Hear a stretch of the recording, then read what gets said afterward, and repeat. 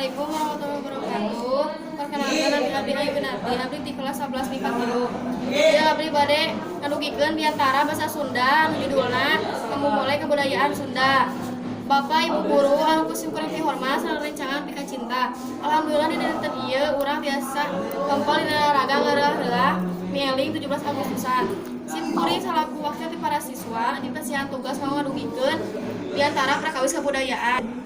Muhun leres kadang aya oge orang luar negeri anu kataji kana kasenian tanapi budaya Sunda. Namun katawa panginten manghiji dua. Janten dina memulai budaya biasa lamitan ti ayeuna. Henteu kedah ngaosan lami-lami. Kagiatan memulai budaya Sunda teh bisa dilaksanakeun di mana wae. Sareng iraha wae biasa bisa dilakukan di sekolah, di bumi, atau napi di lingkungan masing-masing. Kunaon margina kedah ngawitan ti ayeuna?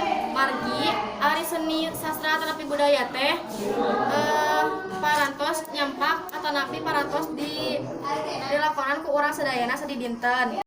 Janten tos kedah milarian tebih-tebih. Rupina anu pikatur ku abdi hapunten aya kalepatan dina cariosan.